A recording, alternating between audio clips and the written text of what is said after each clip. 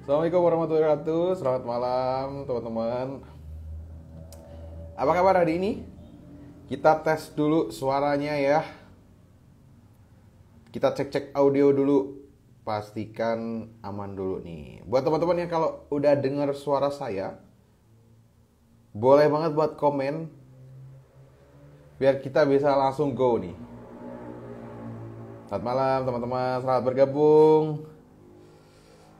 Oke, kita konfirmasi audio dulu ya. Kalau sudah bisa dengar suara saya, boleh banget tulis di kolom komentar. Jawab salam saya. Assalamualaikum warahmatullahi wabarakatuh.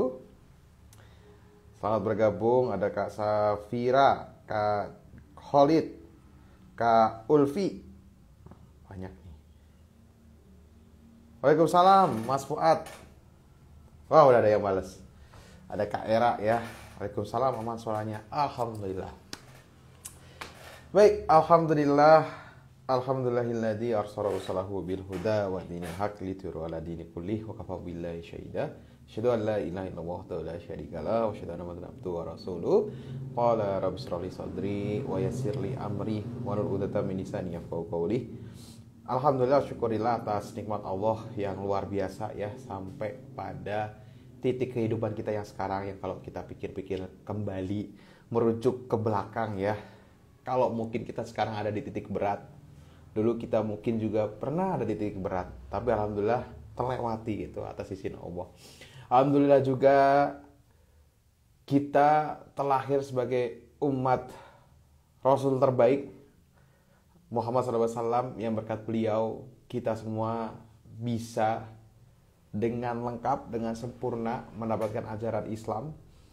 Dan dengan Islam inilah yang akan membimbing kita untuk bisa selamat dunia dan akhirat.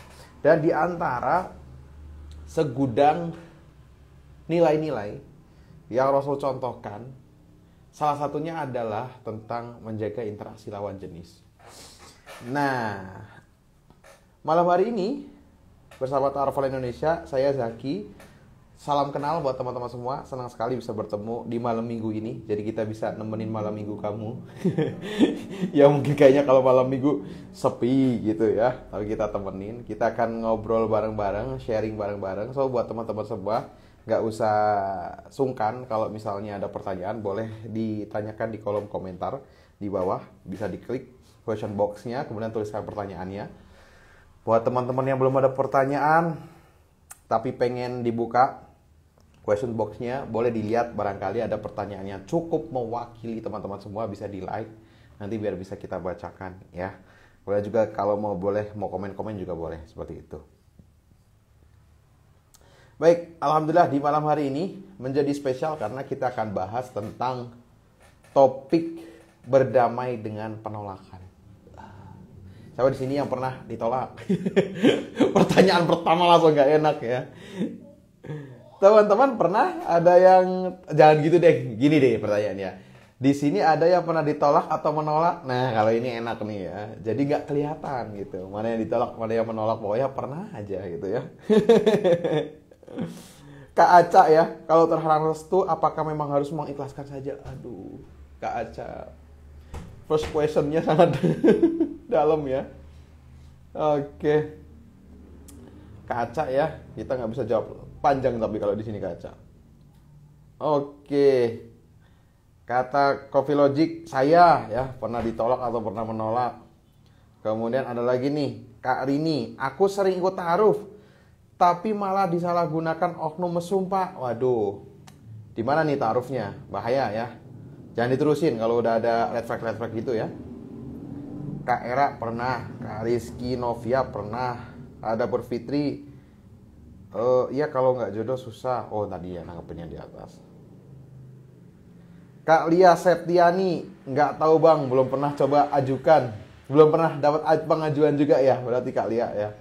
Terus ada Kak Ulfi, saya baru mengajukan ta'aruf ke salah satu ikhwan, tapi dia antara siap dan tidak, dan gantung sekarang. Sepertinya itu kategori ditolak ya Kak. Ditegasin dulu aja gitu. Kadang bisa jadi bingung gitu ya. Jadi perlu ditekan. Ikhwan tuh memang perlu ditekan, nggak apa-apa gitu. Nah nanti kalau ditekan nanti kelihatan. mau serius atau enggak gitu. Nah kalau yang tipikal serius, semakin ditekan dia semakin cari jalan. Tapi kalau yang nggak serius ya udah semakin ditekan semakin banyak alasan. Nah ini jadi tanda juga bahwa dia belum siap. Nah ini jadi nasihat juga ya buat saya pribadi, buat teman-teman semua. Jangan memulai sesuatu yang tidak bisa kita selesaikan. Wes. Alias kalau sudah mulai, apalagi hubungannya dengan komitmen dengan orang lain, ya dimaksimalkan gitu, biar bisa tuntas ya. Kasihan orangnya. Minimal kalau kamu mau memulai proses, mau masuk ke suatu rumah, ada di depan pintu, kalau nggak mau masuk jangan di pintu, ngalangin, kasihan yang lain mau masuk. Tapi ini bukan soal pintu. Wes. Oke teman-teman semua ya, makasih loh yang udah sharing tadi POV-nya masing-masing. Nah malam hari ini kita akan lebih banyak tentang ngobrol tentang berdamai dengan penolakan. Jadi di sini goals-nya adalah kita pengen nantinya teman-teman semua ada di posisi yang nyaman, ada di posisi yang relax. Ketika harus apa? Ketika harus menolak orang ataupun ditolak. Nah, jadi bisa dua arah gitu. Kan ada ya, yang nolak pun kadang sungkan nggak sih? Ada nggak ya? Ada kan ya, kayak mau nolak tapi nggak enak gitu ya.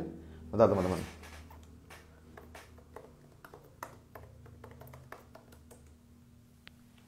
Ya, siapa di sini yang mau nolak tapi nggak enak?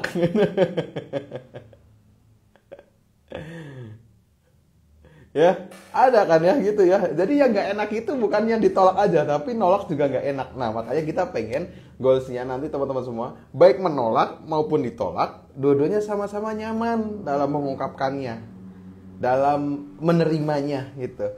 Dan yang kedua, kita pengen teman-teman semua bisa merespon penolakan maupun ditolak dengan responnya positif gitu. Nah, gimana sih sebenarnya penolakan ataupun ditolak itu mindsetnya harus gimana sehingga nanti ta'aruf itu bukan berujung pada kegalauan gitu, tapi justru berujung pada hasrat ataupun dorongan buat bertumbuh lebih baik gitu. Siap teman-teman? Oke nggak goals ya? Oke ya? Mantap ya? Nah nanti teman-teman kawal kalau misalnya obrolannya kok nggak menuju goals nih. Nah nanti dihadang-hadang ya. Kakak tanya ini tanya itu boleh ya gitu ya.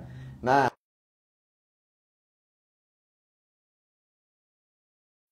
kita undang dulu. Sambil itu teman-teman kalau misalnya punya pertanyaan boleh banget diajuin di question box. Kalaupun belum aman ya. Oke ya.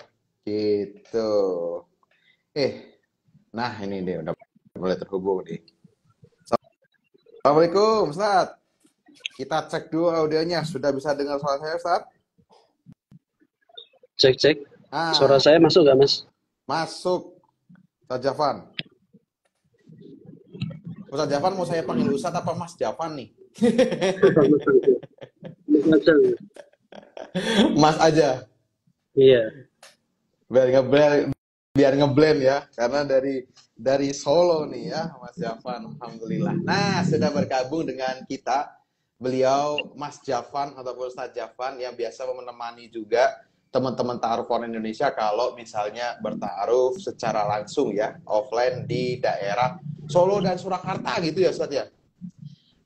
Dan beliau juga Solo itu, Mas. Solo Raya. Solo Raya. Oke, Solo Raya ya. Solo. Saya kadang bingung Ustaz, Surakarta Solo itu sama nggak sih? Nah, beliau juga sebelum di TOI juga aktif sama Ustadz Yosi di Klik Nikah. Nah, makanya kalau soal pembahasan tolak menolak mah udah biasa kayaknya lah ya. Ustadz Jafan ini udah menghadapi hal seperti itu. Nah, biar afdol karena ini forumnya ta'aruf, boleh Ustadz kenalan dulu ya sedikit tentang profil Ustadz, keseharian maupun boleh kalau misalnya mau di-sharing kira-kira membersamai teman-teman yang memulai usaha ta'aruf ini sejak kapan gitu. Silahkan Ustaz. Oke, terima kasih. Assalamualaikum semuanya. Kawan-kawan semuanya, mohon maaf saya agak di luar ya ini karena memang di rumah itu diganggu sama anak saya yang kecil. Jadi ini sama takmir masjid ini di belakang saya ini. Baik teman-teman, kawan-kawan semuanya, saya Jafan Palevi, saya dari Solo Raya itu kebetulan memang ada banyak kota ya Mas ya. Eh, Wonogiri, Klaten, Boyolali, terus Sukoharjo, Karanganyar, satu lagi mana ya? Itu aja kayaknya.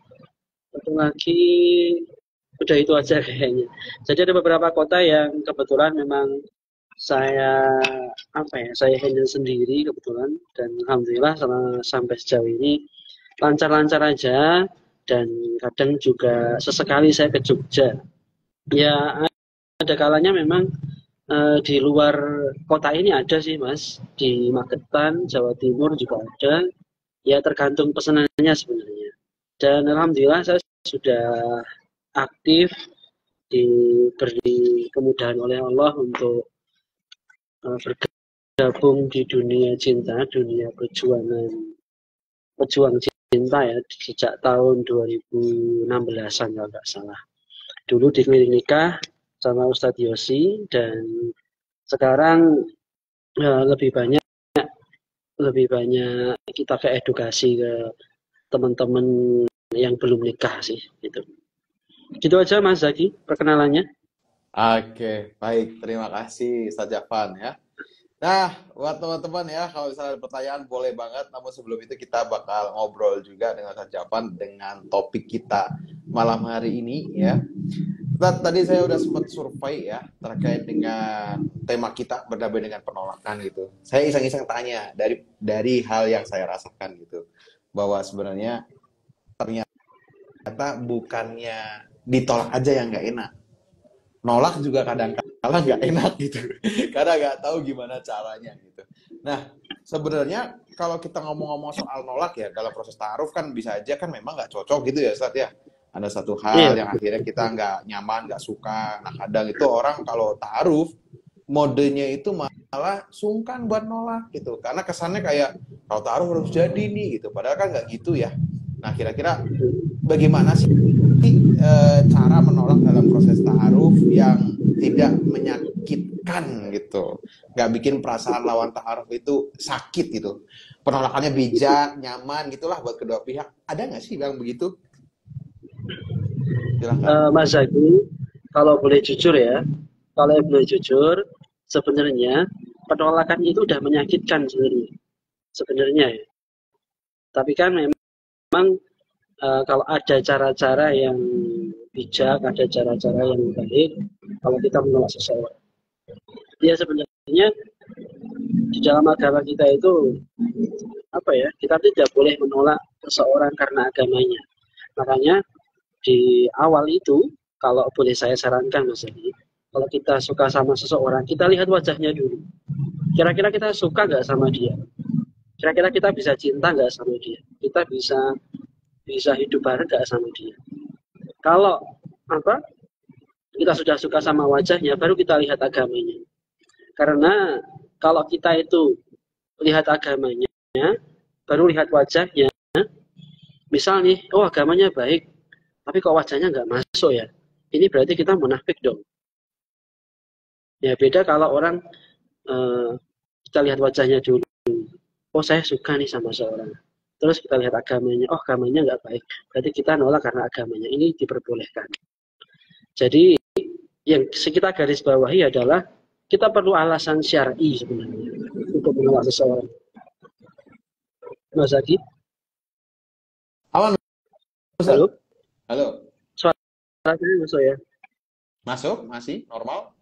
Ya, masih normal ya. Soalnya jangan diem aja, saya juga bingung.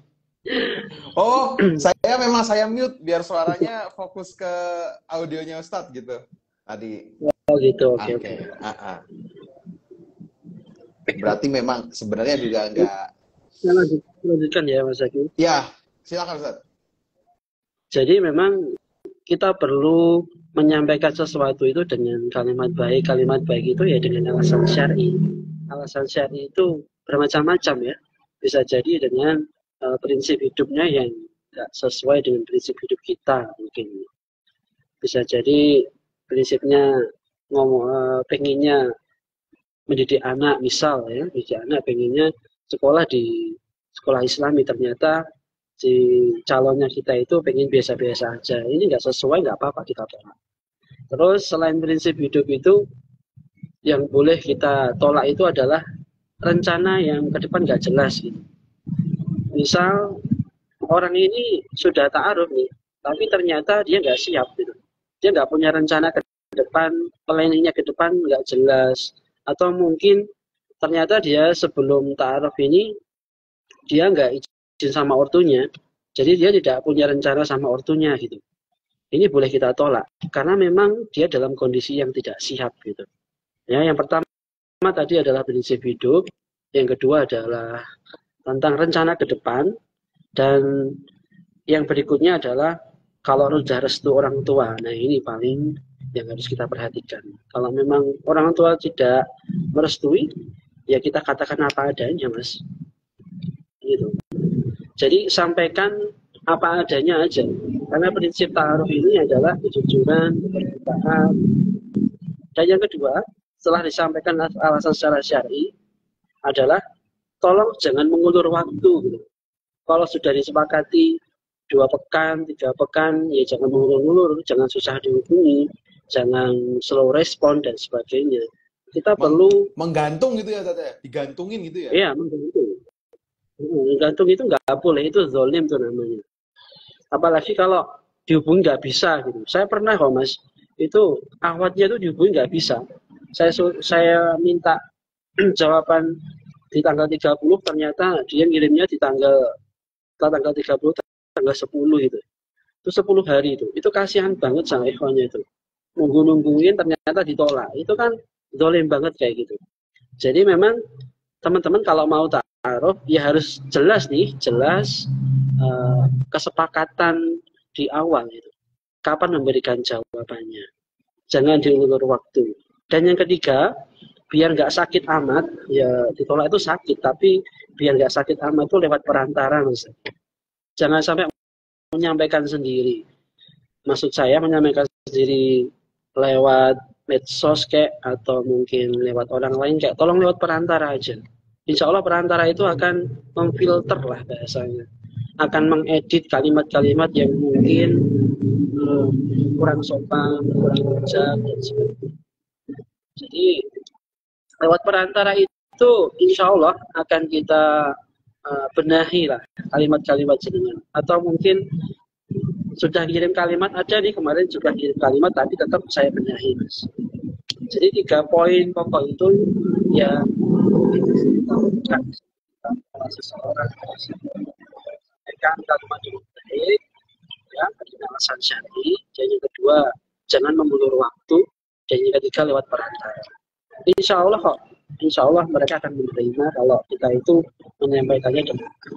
Kecuali kalau menyampaikannya dengan cara-cara yang kurang asal, kurang baik, nah ini ya saya pun juga tidak akan menyampaikan seperti itu gitu loh. Saya nggak tega gitu loh. Apalagi namanya perantara kan tahu, ya mohon maaf ya kalau saya kan memang kadang tahu nih gimana perasaan si cewek, perasaan si cowok. Sudah semangat mati-matian berkorban apapun itu, tahu-tahu ditolak, itu kan sakit banget. Pernah Mas Zaki, ini jauh-jauh dari Sulawesi, tahu nggak? Tahu Sulawesi kan Mas Zaki? Ya, pulau seberang. Kemana tuh saat dari Sulawesi ke? Sulawesi ke Jogja, bayangin. Itu kan jauh sekali. Itu sampai berkorban naik pesawat berhari-hari, cari penginapan dan sebagainya, tapi ternyata ditolak. Itu kan kalau kita nggak kita nggak menyampaikannya dengan bijak, itu bisa bahasanya kasihan banget lah kayak gitu. Kalau bahasa Jawanya loro ati ya. Ya kalau bahasa Jawanya loro ati banget lah. Sudah berkorban mati-matian, habis-habisan, tapi ternyata tidak sesuai dengan harapan. Ya, pesan saya memang ya, dengan cara itu aja insya Allah aman lah insya Allah. Begitu Mas Zaki. Pertanyaan pertama saya jawab. Itu ada yang nyapa saya, siapa nih? Assalamualaikum saja. Oh Mbak Bella nih.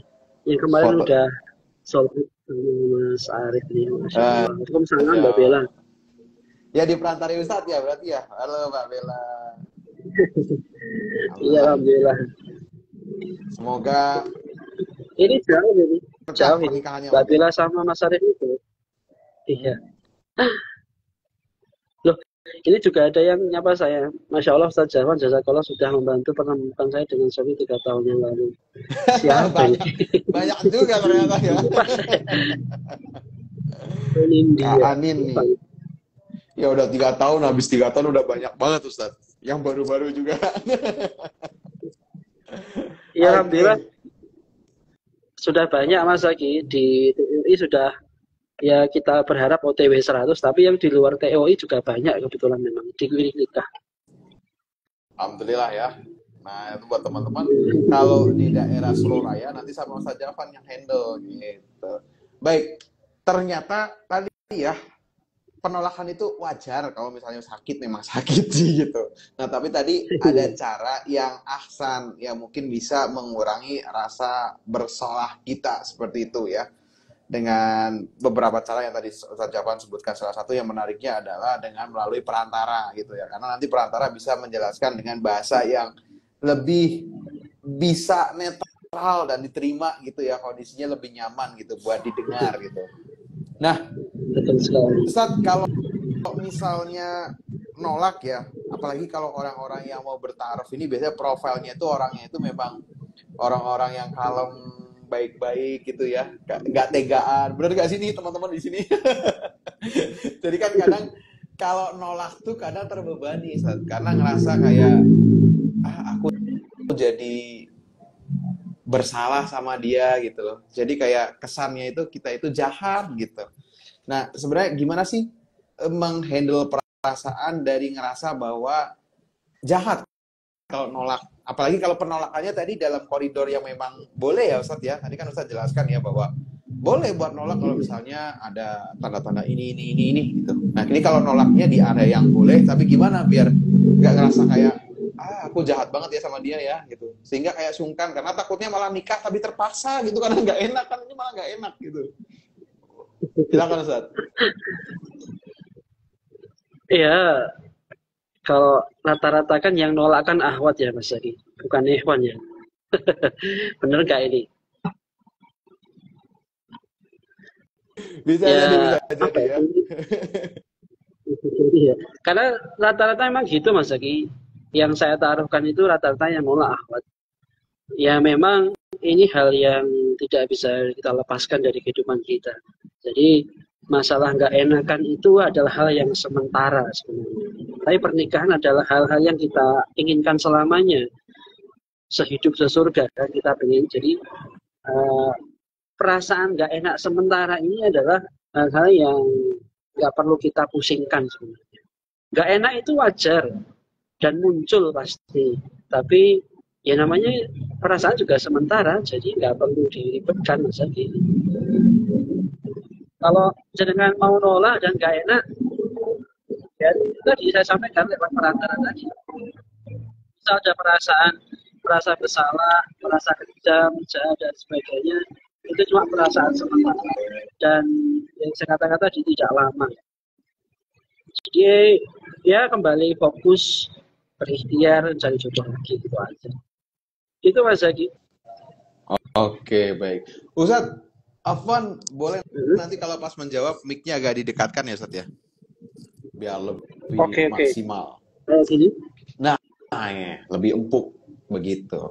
Oke, baik. Berarti memang perasaan gak enak itu adalah hal yang wajar ya, yang wajar untuk muncul ketika kita memang mau menolak seseorang gitu. Nah, tapi kalau dibanding dengan pernikahan yang memang kita pengen bangun, kemudian kita jalani sehidup sesurga tadi, nah ini mah belum seberapa gitu ya, rasa gak enak tadi ya, daripada harus terpaksa menikah dengan orang yang salah gitu ya tadi teman-teman ya.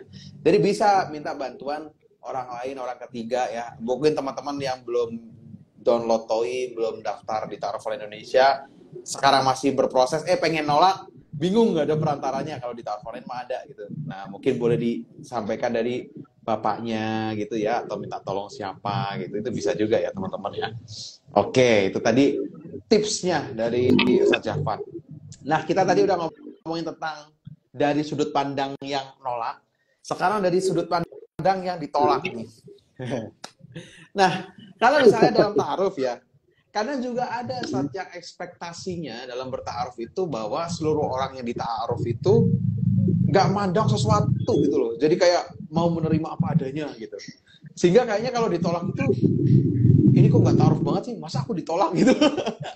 Padahal memang nggak cocok, bukan karena jelek, bukan, tapi karena nggak cocok aja memang gitu. Nah, gimana sih kita bersikap ketika mendapatkan penolakan agar respon kita itu justru menjadi respon yang positif gitu, nggak justru malah bikin tambah jauh dari hal-hal produktif buat mencapai ataupun menemukan jodoh kita gitu. Baik Mas Zaki. Jadi memang di dalam ta'aruf itu yang saya pelajari, kalau orang sudah siap ta'aruf, resikonya cuma dua ya, cuma dua. Siap diterima, ya, siap diterima itu ya siap dengan segala persiapan kelanjutannya. Dan yang kedua adalah siap ditolak. Jauh sebelum kita mau nazar, mau ketemu dengan seseorang, bahkan sebelum kita ngelirik biodata seseorang, kita harus siap dengan itu gitu. Jadi sudah ada bahasanya kita siap-siap dengan resiko terburuk gitu. Kita harus siap dengan itu. Karena cuma dua itu resikonya gitu. Dan namanya ditolak itu, ya kita harus, bahasa saya cuma tiga. Yang pertama sadar, yang kedua sabar, yang ketiga adalah ikhtiar. Saya ulangi ya. Kalau ditolak, ya kita harus sadar, yang kedua sabar, yang ketiga adalah ikhtiar. Sadar ini adalah ya jodoh nggak bisa dipaksakan gitu. Jodoh ini hak prerogatifnya Allah, miliknya Allah gitu. Sadar diri kita hanya seorang hamba yang tugasnya cuma berikhtiar gitu. Kita cuma bisa berusaha semaksimal mungkin gitu. Penentunya adalah Allah. Sekalipun kita mengerahkan segala kemampuan kita, bahkan kalau sampai memaksakan diri pun juga nggak akan pernah baik. Bahkan tidak akan berjodoh. Kalaupun berjodoh pun dengan paksaan, kedepannya juga nggak akan pernah baik. Perawatannya itu juga berat nanti gitu. Jadi penting banget seseorang yang mau ta'aruf, kalau ditolak ya harus sadar gitu. Kita hanya seorang hamba yang ingin menggapai ridhonya Allah dengan lewat jalan ini. Ini adalah sebuah perjalanan yang dimana kita itu berusaha untuk meraih ridhonya Allah di jalan lewat pernikahan ini. Jadi namanya perjalanan itu ya namanya di jalan Mas ya. Kita kalau di jalan ketemu sama lubang, ketemu sama hewan, ketemu sama apa ya, mungkin hal-hal yang menghambat perjalanan kita, itu hal yang wajar gitu. Tidak ada di dunia ini jalan yang mulus terus, itu nggak ada sebenarnya. Barangkali kita harus pelan, barangkali kita harus berhenti di lampu merah, barangkali kita harus lebih hati-hati ketika ada lubang. Namanya perjalanan juga seperti itu. Dan kita harus menyadari. Dan namanya berjalan kita harus sadar, nggak mungkin namanya berjalan kita merem gitu, atau tidur gitu. Ya, iya kali kita berjalan dengan tidur nabrak ini pasti. Jadi sadar dulu ini penting banget untuk bekal kalau kita itu ditolak. Yang kedua Mas Zaki, ya, setelah sadar kita harus sabar. Bisa jadi dengan penolakan ini adalah cara Allah untuk menyelamatkan kita dari orang yang salah. Ya, bisa jadi dengan penolakan yang kita dapatkan ini adalah Allah pengen kita itu memperbaiki diri kita. Bisa jadi dengan penolakan yang kita dapatkan itu adalah cara Allah membuat kita lebih baik. Cara Allah membuat kita menjadi mengevaluasi diri, mau mengkoreksi diri di mana kesalahan kita. Bisa jadi dengan cara penolakan ini pula, ya walaupun menyakitkan ya, ini adalah cara Allah menghapus dosa-dosa kita. Tentunya kita pasti bersyukur nih kalau seandainya kita ditolak, tapi justru Allah malah menghapus dosa kita, memberikan kita pahala, memberikan kita kesadaran, memberikan kita pandangan yang lebih luas, membuat kita lebih kuat gitu. Jadi ya seharusnya bersyukur gitu kalau kita ditolak gitu. Karena saya ingat perkataan ini, kalau sesuatu yang kita ikhtiarkan itu dikabulkan sama Allah, maka itu adalah keinginan kita. Tapi kalau sesuatu yang kita ikhtiarkan tidak dikabulkan oleh Allah, maka itu adalah keinginan Allah. Dan itu adalah pilihan yang terbaik pastinya. Jadi yang pertama sadar, yang kedua sabar, dan yang ketiga adalah terus ikhtiar ya, terus berikhtiar. Jangan sampai loyo, jangan merasa kecil, jangan merasa minder, jangan merasa apa ya, tidak layak dan sebagainya. Begitu Mas Zaki, 3 poin yang insya Allah manfaat bagi saya juga insya Allah. Oke, alhamdulillah ya. Dari bertahun-tahun pengalamannya Ustaz Jafan, nah kita dapat nih 3 tips tadi untuk mengatasi penolakan, untuk merespon penolakan secara positif. Pertama sadar, kedua sabar, ketiga ikhtiar ya. SSI guys ya. Jadi bisa nih buat dicatat ya. Nah, jadi sadar dulu, terima dulu kondisi saat ini dengan penuh kesabaran, kemudian mulai ikhtiar lagi gitu ya. Nah, oke. Nah, Ustaz, kalau ngomong-ngomong tentang gimana Ustaz? Ada sedikit yang pengen saya katakan ya. Silakan. Jadi kenapa kita itu harus berdamai dengan penolakan gitu biasanya? Kenapa sih kita harus berdamai gitu? Boleh nggak ini? Boleh dong. Silakan Ustaz. Jadi kalau kita itu tidak berdamai, tidak bisa berdamai dengan namanya penolakan, ini akan menimbulkan sebuah luka misalnya. Dan luka inilah yang membuat orang itu mudah diganggu sama setan. Serius.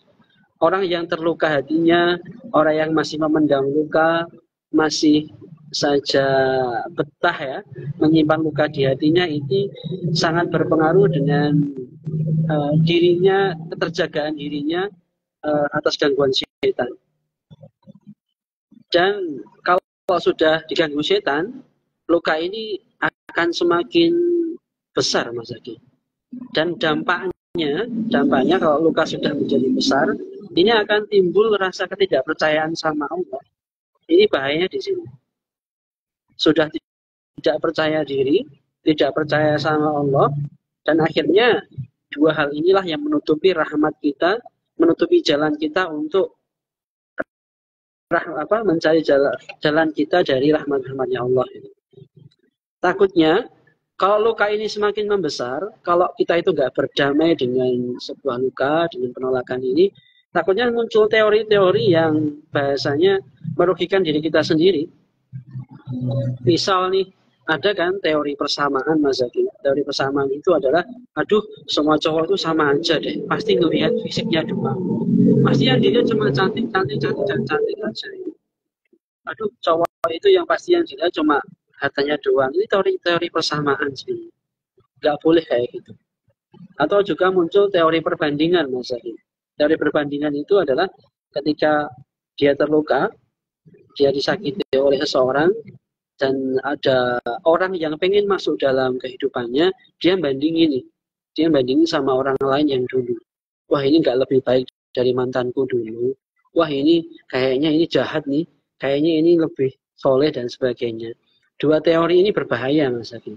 Jadi betul-betul luka itu harus disembuhkan. Kita harus benar-benar berdamai dari hal-hal yang tidak enak dalam hidup kita. Takutnya kalau sudah muncul kayak gitu, ya yang rugi ya Anda sendiri gitu, bukan orang lain. Gitu Mas Zaki. Jadi Oke. kita harus berdamai dengan diri sendiri ya. Karena tadi kalau misalnya tidak diterima, kemudian kita tidak mengupayakan untuk recover secepat mungkin, luka tadi justru malah bisa bertambah ya, dan akhirnya baliknya juga susah ya, buat recovernya juga susah kalau udah tambah parah ya kan. Iya, betul sekali. Tapi saran saya, kalau Mm-mm. seandainya dengan ditolak, kalau Mas Mm-mm. dan Mbak ini ditolak, Mm-mm. jangan buru-buru dulu. Jangan buru-buru mencari pelampiasan, maksud saya. Jangan buru-buru mencari biodata atau segera kenalan dengan orang lain. Takutnya tadi, pelampiasan takutnya. Kita rilis dulu hati kita tenangkan dulu, kita lihat dulu apa pesan Allah, apa pesan cinta Allah yang Allah hadirkan di dalam perjalanan perjalanan menuju ke pernikahan ini. Jadi tenangkan diri dulu, evaluasi kurangnya apa, salahnya di mana. Syukur-syukur mau mengamalkan doanya Nabi Yunus itu luar biasa itu. Yang la ilaha illa anta subhanaka inni kuntu minaz zalimin. Itu benar-benar doa yang powernya tinggi. Begitu Mas Aki. Oke, baik ya. Jadi memang tadi ya, boleh terluka, boleh rehat dulu, tapi jangan sampai lukanya tadi jadi gede sampai akhirnya muncul teori-teori persamaan, perbandingan itu Ustaz ya. Nah, kemudian Iya, juga jangan terlalu jangan terlalu gerusah-gerusuk buru-buru. ya kalau bahasa Jawa ya. Buru-buru langsung tolak, aku akan buktikan bahwa kamu yang salah nolak saya. Akhirnya cari biodata yang lain, tapi sebenarnya cuma buat pelampiasan. Nah, ini jangan juga. Jadi harus benar-benar di-recover sehingga pas mulai lagi itu memang kondisi hati kita itu memang netral gitu ya. Memang niatan baik bukan karena penolakan, kesan penolakan yang sebelumnya diterima gitu ya. Ustaz, saya tuh banyak Ya, dapat keluhan dan juga laporan dari teman-teman TOI, teman-teman di luar TOI gitu ya, ataupun di lingkungan saya gitu kan. Kadang ada proses penolakannya itu, mereka itu sebenarnya nggak masalah. Menurut mereka ini ya, saya hanya menyampaikan saja. Menurut mereka itu, aku ditolak nggak apa-apa gitu. Tapi masa iya nggak dikasih tahu alasannya apa? Nah itu aku yang kesel gitu. Boleh nggak teman-teman? Boleh nggak ditulis di kolom komentar? Masa iya aku ditolak cuman afwan gitu? Atau misalnya maaf ya belum bisa lanjut tapi nggak dijelaskan gitu. Nah sebenarnya itu cara memberikan alasan yang baik itu gimana sih Ustaz? Pertama mungkin ini dulu kali ya. Apakah wajib seseorang itu menjelaskan alasan dia untuk menolak? Itu pertama. Kemudian bagaimana menyampaikan agar penolakan kita itu justru menunjukkan bahwa kita menghargai dia gitu. Biar orang yang ditolak ini bukan malah kayak tadi ya merasa ciut atau bahkan merasa hancur gitulah.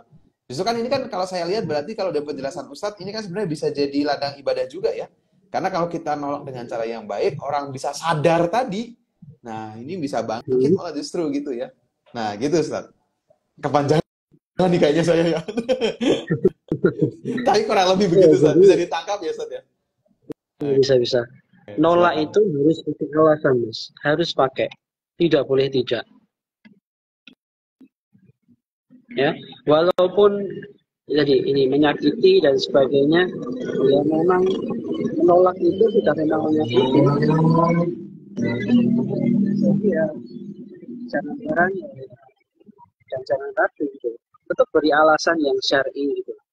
Ya kita cari-cari alasan yang memang syar'i gitu, yang sudah saya sebutkan tadi. Kita nggak boleh cuma ngomong afwan atau maaf doang. Ini namanya PHP itu. Nggak boleh kayak gitu. Itu nggak ahsan itu. Justru malah kalau kita cuma ngasih kalimat maaf doang itu lebih menyakiti, Mas. Lebih menyakiti daripada Aduh. yang kita berikan gitu loh. Niatnya nggak mau nyakitin malah tambah sakit ya. Justru malah itu lebih menyakiti, lebih tidak jelas, lebih meragukan, dan terlihat tidak serius. Orang ini serius gak sih nikah? Orang ini serius gak sih taruh kok cuma afwan doang gitu. Karena memang kehidupan ini juga butuh namanya realita gitu. Kita butuh realistis dalam menyampaikan sesuatu. Dan itu hal yang wajar, hal yang normal gitu. Maka saran saya, teman-teman itu sebelum ta'aruf itu jangan kedepankan perasaan, Kalau kita itu mengedepankan perasaan duluan, ya nanti ujung-ujungnya adalah sakit. Penolakan itu akan terasa sakit ketika yang kita depankan adalah perasaan. Kalau yang kita kedepankan adalah kepasrahan, ya, ketundukan sama Allah, pasrah ya Allah, dah ya Allah, mau ditolak atau terima saya nurut ya Allah, itu nggak sakit tuh insya Allah. Begitu Mas Zaki. Oke, baik ya. Baiknya berarti memang harusnya dikasih alasannya apa gitu ya. Kalau kita bingung untuk menyampaikan, coba dicari tahu dulu kira-kira alasannya apa. Mungkin berarti sebenarnya masalahnya ini ya, Set ya. Menyusun kata-katanya itu mungkin ya lebih susah. Akhirnya udah afwan aja. Iya mungkin kita maklumi, saya memaklumi itu kok. Makanya perantara itu juga sebagai konsultan untuk apa ya, diksi bahasa saya, pemilihan kata gitu. Sepengalaman saya Mas Zaki, kalau ada orang yang nolak itu, kan saya perantara nih, ada orang nolak nggak kasih alasan, saya uber itu pasti. Ayo alasannya apa Mas? Tolong kasih alasan Mas. Berikan alasan, pokoknya berikan alasan, jangan sampai tidak gitu. Ya meskipun menyakitkan, ya mohon diterima gitu. Iya, iya, iya. Iya sih Ya, ya. kita berpikirnya begini Mas Zaki, tidak semua hal yang menyakitkan itu buruk bagi kita kok. Tidak semua hal yang Iya, iya menyakitkan sih. itu berdampak tidak baik untuk kita. Kadang menyakitkan itu justru mengobati hati kita. Menyakitkan justru mengobati hati. Iya, iya. Obat kan pahit kan, tapi justru menyembuhkan. Oke. Oke, baik-baik ya. Nah, mungkin daripada afwan minimal nolak terus didoain gitu ya Sat ya. Bisa jadi lebih nyaman gitu ya dengan afwan doang nih teman-teman ya. Jadi nolak juga penting, hati-hati teman-teman, takutnya ada orang yang akhirnya semangatnya luntur, akhirnya ngerasa hancur karena kita secuek itu buat nolak. Janganlah gitu. Kita bisa jadi itu amal soleh buat kita ketika kita nggak cocok sama orang, tolak dengan cara yang ahsan gitu, sehingga orang tadi syukur-syukur atas wasilah penolakan kita tadi ya, kata Sajawan ya. Kadang yang sakit itu justru mengobati hati, nah itu ya. Kita tolak dengan cara yang ahsan, sakit bagi dia, tapi karena alasannya jelas, dia jadi tahu kurangannya di mana, blind spotnya dia apa. Nah, bisa jadi baik jadinya ya. Oke, baik ya. Nah, Ustaz, terkait dengan mentalitas nih, mentalitas dalam ta'aruf ya, bahwa diterima, ditolak, menolak, ataupun menerima, ini kan hal yang pasti wajar banget lah terjadi dalam ta'aruf gitu. Nah, gimana sih biar teman-teman ini secara mentalitas itu lebih siap untuk menghadapi realita ini? Apabila nantinya memang nggak sesuai dengan ekspektasi mereka gitu ya, mereka bisa lebih siap gitu buat menolak ataupun ditolak gitu. Biar ta'aruf ini bukan tambah bikin loyo, tapi tambah bikin semangat gitu. Gimana itu, Ustaz? Apa yang mereka siapkan? Sebelum saya ngomong apa yang harus dipersiapkan, saya mau cerita dikit ya Mas Zaki, dikit aja. Tahu nggak teman-teman, kalau Anda itu ditolak cuma sekali, 2 kali, 3 kali, 4 kali, 5 kali, saya bilang 5 kali ya, itu belum seberapa Mas Zaki. Serius. Saya punya klien yang ditolak sampai 33 kali. Udah kayak zikir ya, 33 kali. Bayangin Mas Zaki, 33 kali. Itu kalau dia tidak mengedepankan imannya, itu udah hancur-hancur itu perasaannya. Iya enggak? Sampai dia itu ngomong ke sama saya, ini yang dicari ahwatnya apa sih Mas sebenarnya? Saya sampai bingung, saya frustasi. Itu Ikhwan Mas, dan daerah Klaten tuh, daerah Jawa Tengah itu. Ada juga di Jawa Timur itu sampai 40 tahun Mas, bayangin. 40 tahun seorang ahwat, dia gagal berproses nikah hampir 40 kali. Bayangin, saya nggak usah cerita memotivasi teman-teman yang ditolak belum ada 10 kali ini seharusnya udah lebih semangat harusnya. Makanya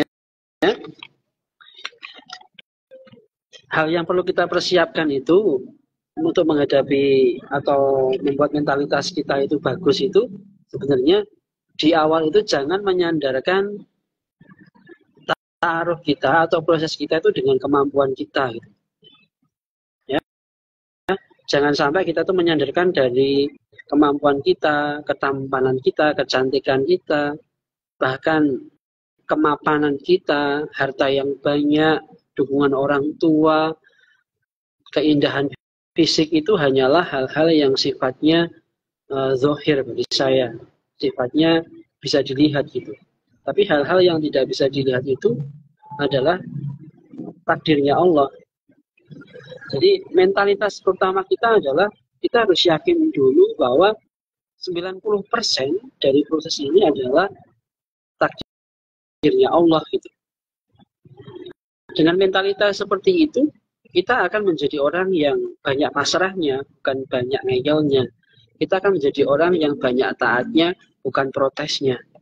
Kita akan menjadi orang yang banyak menadahkan tangan, terus berdoa lebih banyak, mengevaluasi diri lebih detail, dengan mengedepankan ketaatan, kepasrahan pada Allah, kita juga akan membuat diri kita itu menghadapi penolakan itu juga siap gitu. Bahkan bukan hanya siap, bahkan mungkin bersyukur, berterima kasih gitu. Berterima kasih atas penolakannya, dan dia tersenyum dengan penolakan itu. Jadi yang pertama adalah jangan kedepankan kemampuan kita, merasa udah ganteng, udah cantik, udah mapan. Ya itu cuma hanya sekedar beberapa di antara pilihan. Dan yang kedua, bagaimana membangun mentalitas kita itu agar lebih kuat dalam Arab ini adalah ya kita harus sadar betul bahwa kita ini bukan siapa-siapa. Kita ini hanyalah hambanya Allah. Kita hanya pionnya Allah. Ya.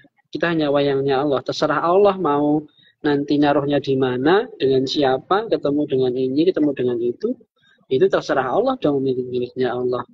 Jadi jangan menganggap dirimu itu bukan milikmu. Diri kita ini miliknya Allah. Ya terserah Allah lah. Allah ngatur mau di mana, ketemu siapa, perasaan apa yang kita rasakan ya terserah Allah.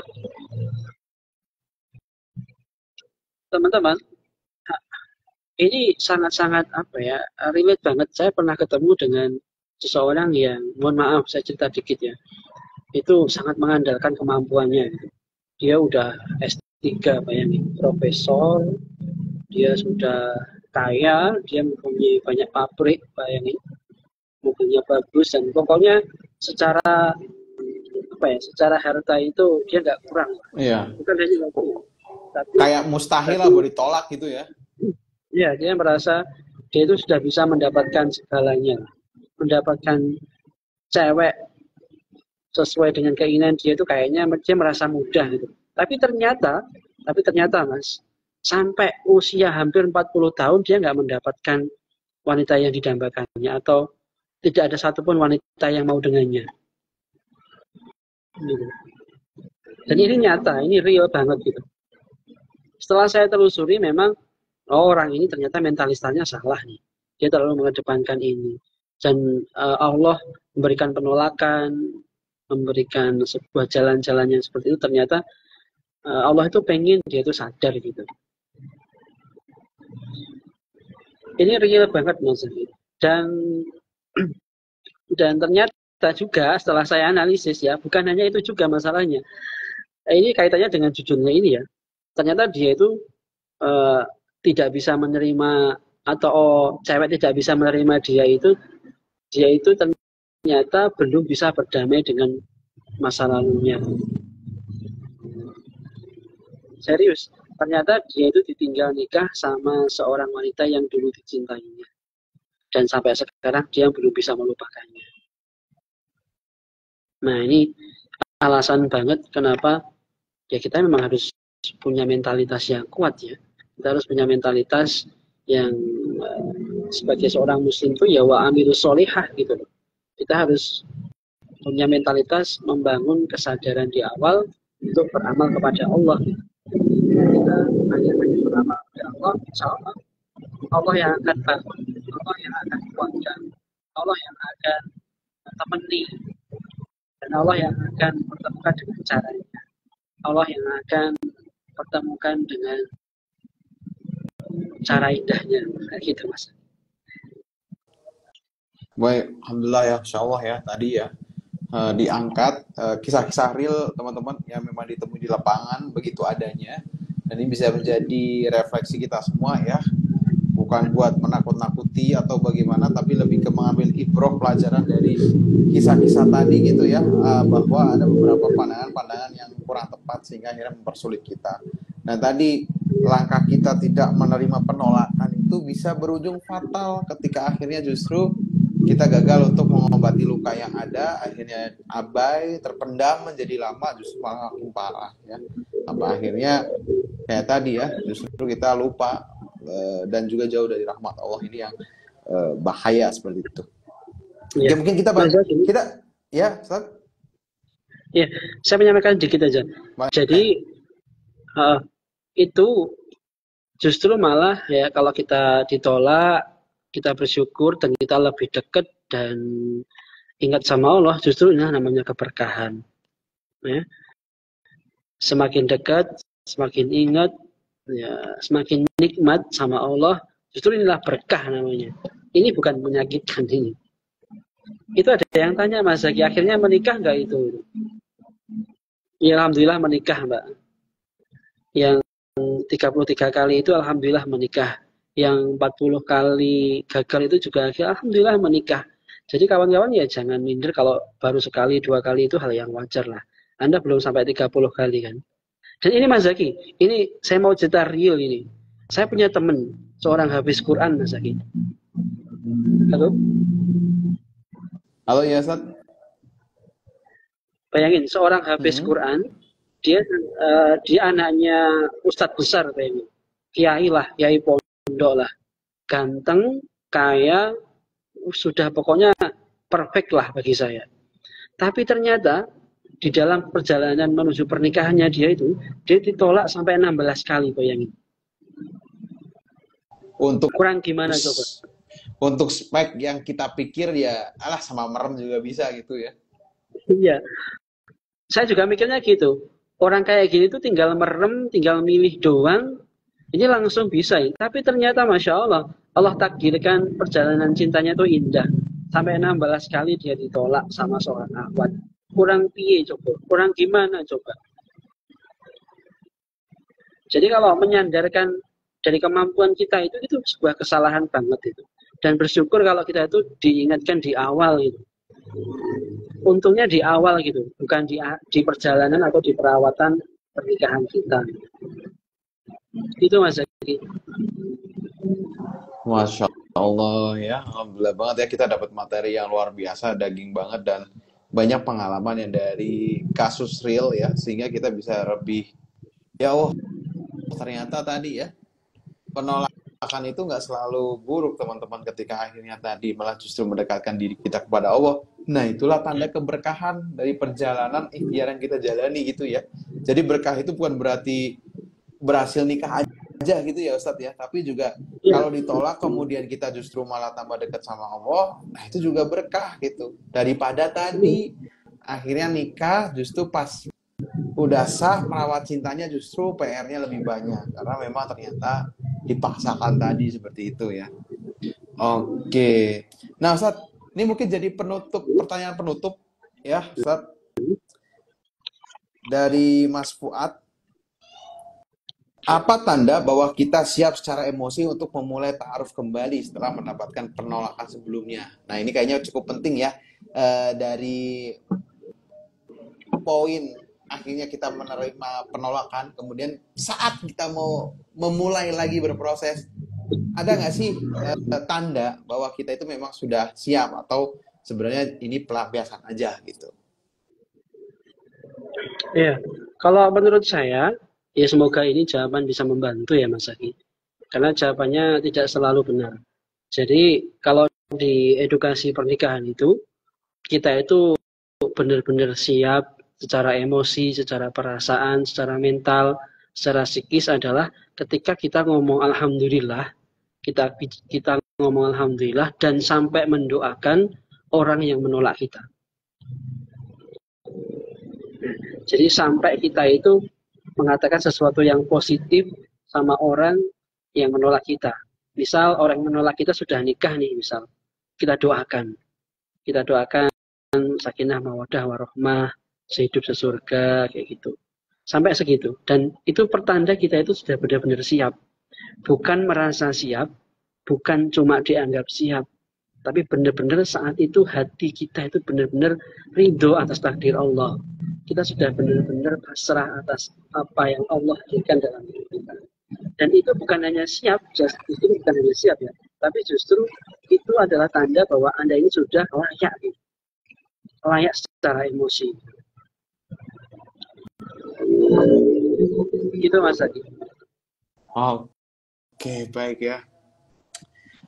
Alhamdulillah banget nih ya, kita dapat pencerahan yang luar biasa malam hari ini buat teman-teman semua ya, tentang sudut pandang bagaimana menolak, kemudian tadi ya tentang why menolak, kemudian juga sudut pandang dari orang-orang yang ditolak harus seperti apa gitu, dan juga tadi turning point ini harus gimana nih transisi dari habis ditolak terus mulai lagi biar nggak ada kesan masa lalunya tadi yang justru malah jadi masalah baru di masa mendatang seperti itu. Alhamdulillah banget malam hari ini kita dapat banyak ilmu, dan semoga ilmu ini bermanfaat buat teman-teman semua dan juga berkah dan bisa diterapkan ya. Pesan kami buat teman-teman yang nonton ya, jadi mulai dari sekarang mulai dibenahi hal-hal yang tadi belum tepat mungkin selama keberjalanan proses ta'arufnya. Semoga dipermudah buat teman-teman yang belum join di Ta'aruf Indonesia. Boleh banget buat join aplikasi Ta'aruf Indonesia. Insya Allah kita akan dampingi ya. Beda dengan aplikasi lain, kalau di Ta'aruf Indonesia kita memang prosesnya diperantarai gitu. Jadi nggak forward, nggak berdua-duaan. Ada admin perantara, juga ada fasilitator ta'aruf. Salah satunya kayak Ustadz Jafan sekarang. Nah, kalau Ustadz Jafan adanya di Solo Raya. Di kota-kota lain juga kita ada untuk ustadz-ustadz yang lain. Dan kita insya Allah juga akan undang beliau-beliau untuk nantinya ngobrol juga gitu dari daerah lain gimana sih ceritanya gitu, nanti biar lebih seru juga gitu. Nah, oke, buat teman-teman yang masih ragu, kepoin aja, cari aja di highlight gitu ya tentang info kami, semoga nanti bisa membantu.